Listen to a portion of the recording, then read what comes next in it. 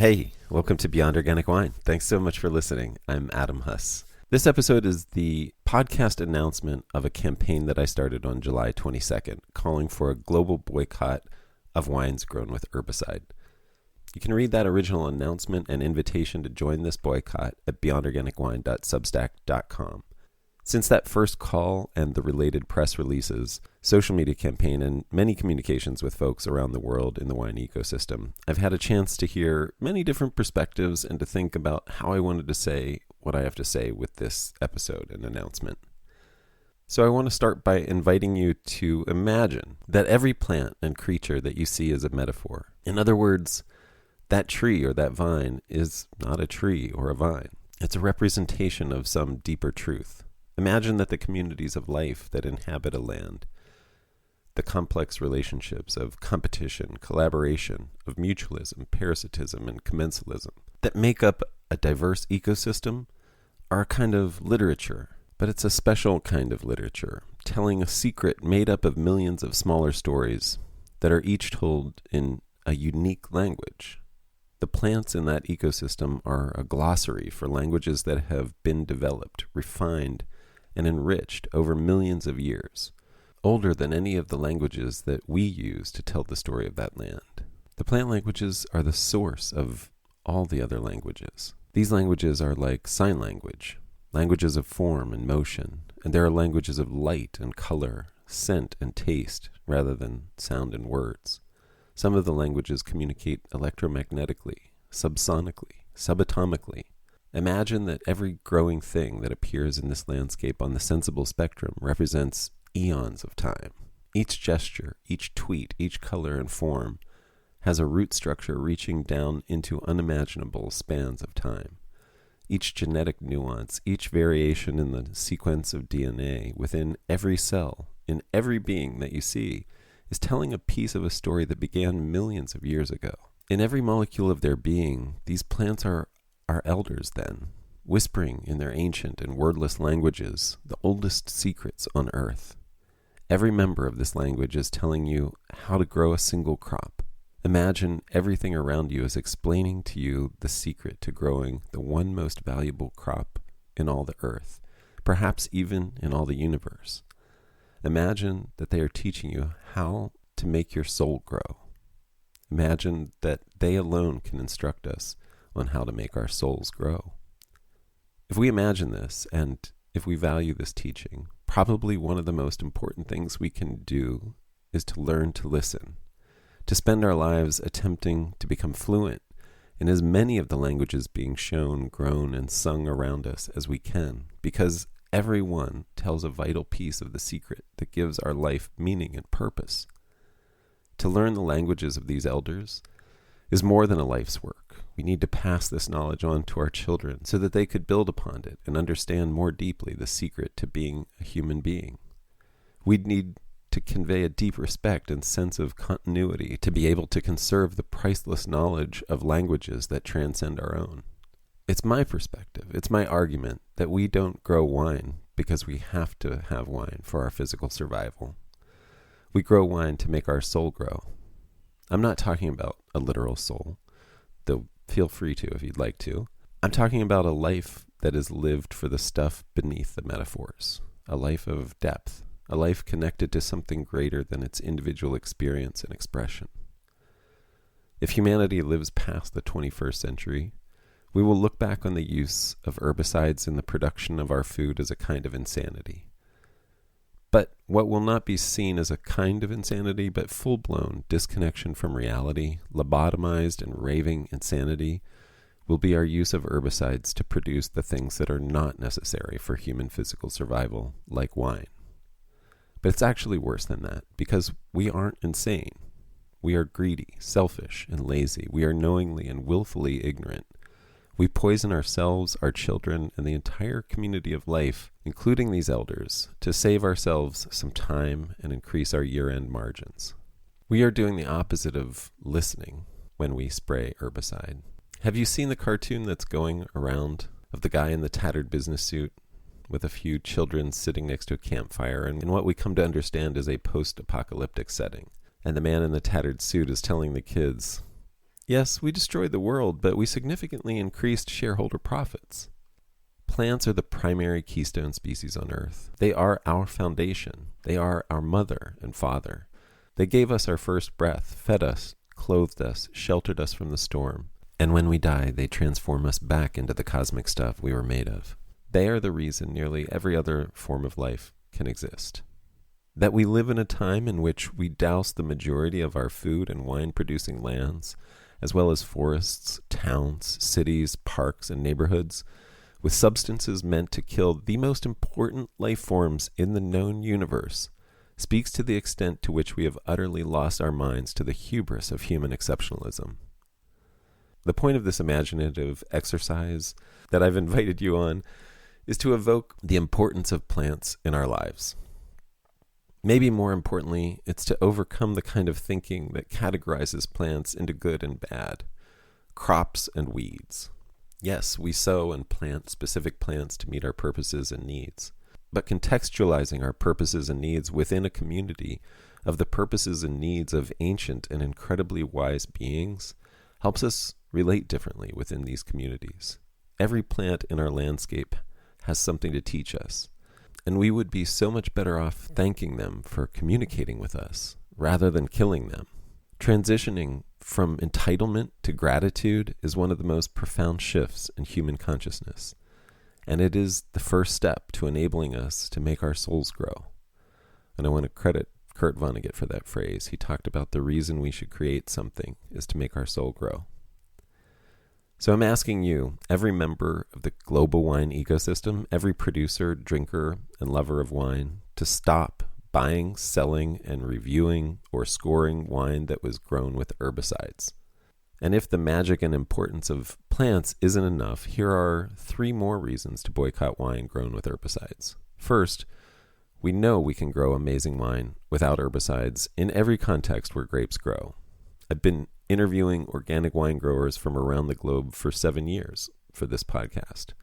There are 7 years and hundreds of interviews worth of evidence in the Beyond Organic Wine library for the successful production of wine without herbicides, as well as theoretical and practical knowledge from every possible context about how to actually grow wine without herbicides.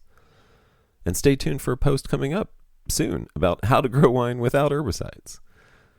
Secondly, we know that the use of herbicides decreases the potential quality of wine.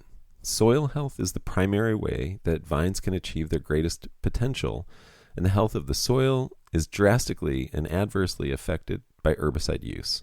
This is because a diverse and healthy soil biology results from a diversity of living plants. Herbicides inhibit terroir. Herbicides inhibit vine health. Herbicides inhibit quality. Thirdly, as I mentioned, we don't drink wine because we need it to function physically. We drink it to add deliciousness to our lives, to celebrate exceptional moments and everyday specialness, to bond culturally and socially. So it embodies values that are often very different from other things we consume, like food.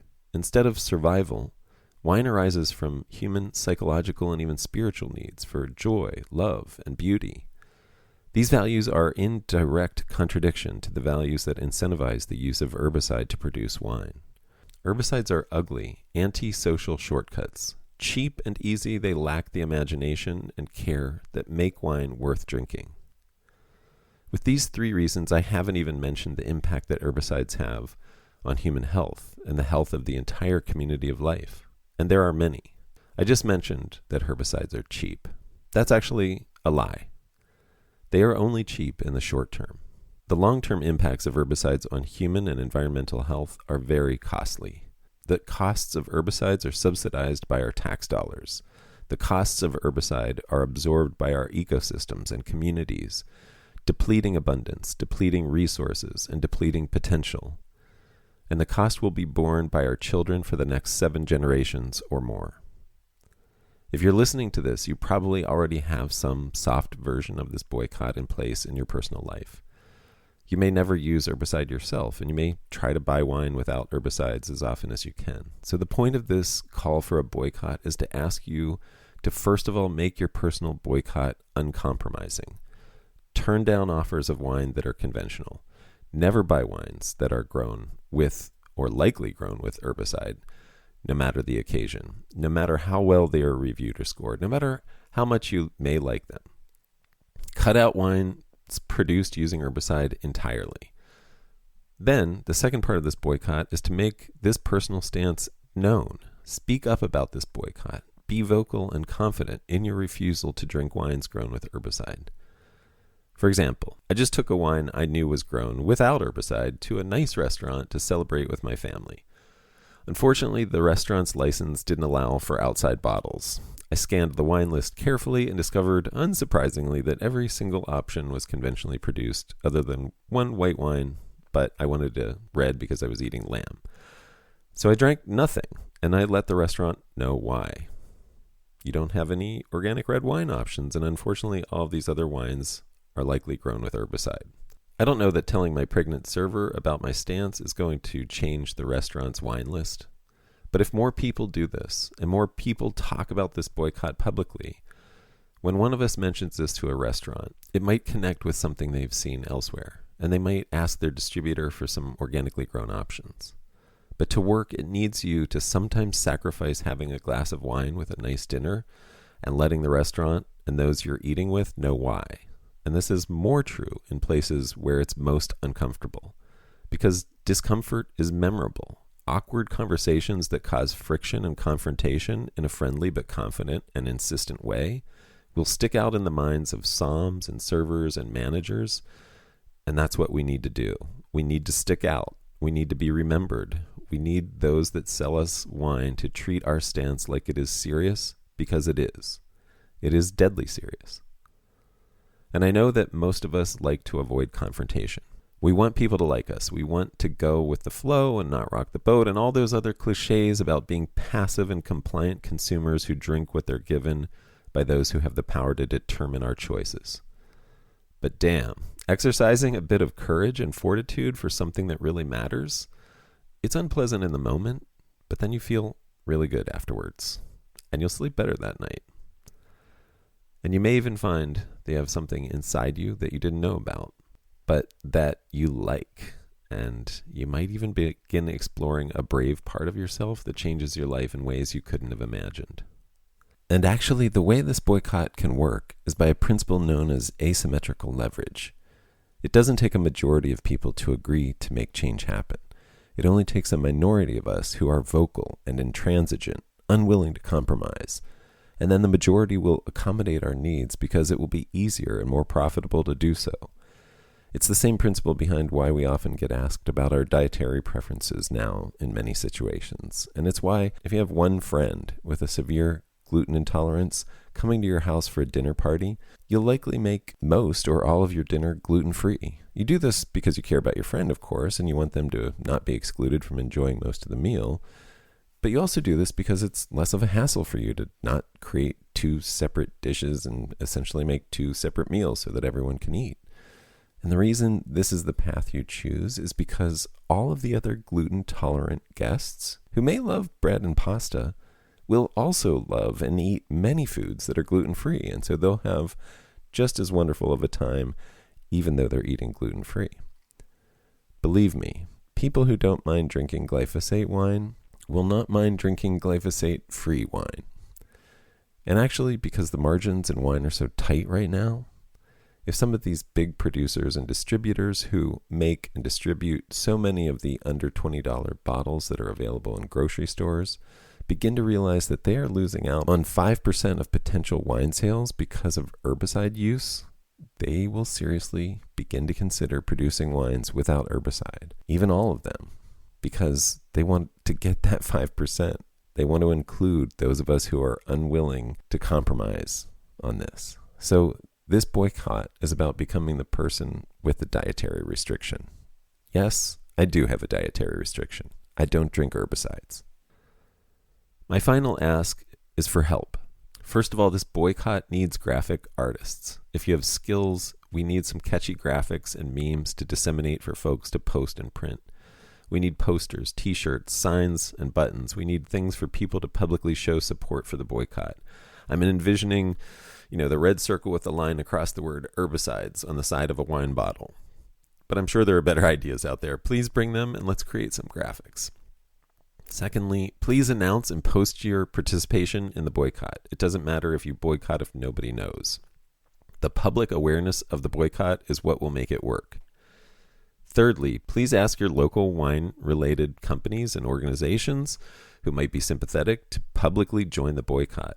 Make policies banning wines made with herbicide for your shop, for your restaurant, for your magazine, and post about it. Post a poster in your window of your restaurant or your shop. And I hope those posters will be designed soon.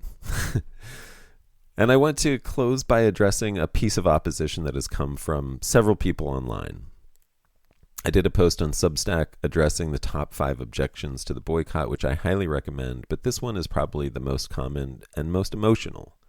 The idea gets expressed in a lot of different ways, but it is essentially that wine is hurting, going through its biggest contraction in modern history, at least. And this is a terrible time for this kind of a boycott. Essentially, this boycott is kicking wine while it's down. At best, and at worst, it's an attempt to virtue signal and build myself up by putting down and harming my glyphosate-using neighbor winery. I started this episode, this appeal, the way I did, by attempting to give a sense of the wonder that I feel toward the living world, especially all plants. I hope it's clear that it's this sense of wonder and love that is the source of my desire to protect and preserve the health of our communities, which I feel has become urgent and vitally important, and which inspired this boycott. I also hope we can see some irony in accusing me by attempting to remove harmful chemicals from the wine ecosystem of harming wine. I love wine. I'm sure you do too. And actually, that's the real motive for this boycott. But wine doesn't get a pass to harm the world just because we love it. Wine isn't entitled to success. And I'm not obligated to advocate for the success of this beautiful liquid culture at any cost just because I love it. Because you know what? I love the earth more. I love life more. If a genie offered to grant me the wish of a completely ecologically healthy earth and community of life, and the cost was that there would never again be wine, I'd agree to that condition without hesitation. If our understanding of wine necessitates the use of herbicide, then we need to redefine wine, not throw up our hands and buy a tank full of glyphosate. If you can't make wine without herbicide, then don't make wine. We don't need producers with that little imagination or willingness to think ecologically and act creatively. I say good riddance to the wine that needs herbicides to exist. Wine culture is better off without it. Wine somehow existed and thrived and became one of the most beautiful ways that humans cultivated to make their souls grow for millennia before herbicides were invented in the 20th century. I have a lot of confidence in our ability to figure out how to continue to grow wine and our souls without herbicides going forward. Let's move forward without herbicides in our wine ecosystem. Join the boycott. Let's eliminate herbicides from wine together.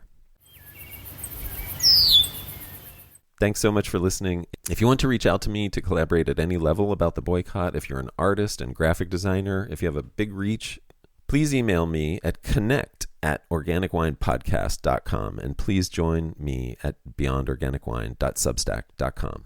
Thanks. Oh, bury me beneath the willow, under the weeping willow tree, so she will know where I am sleeping, and perhaps she'll weep for me.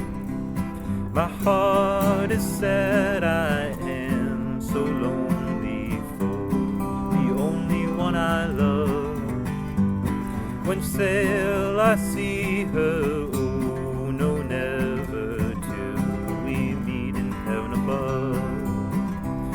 Oh, bury me beneath the willow, under the weeping willow tree, so she will know where I am sleeping, and perhaps she'll weep for me. Want to take a break?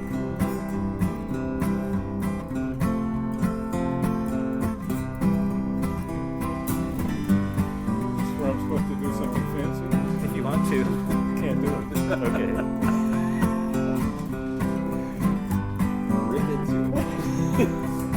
Tomorrow was too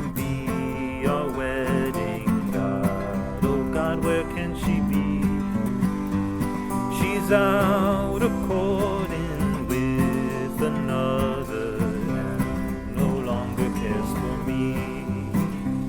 So bury me beneath the willow, underneath the willow tree, so she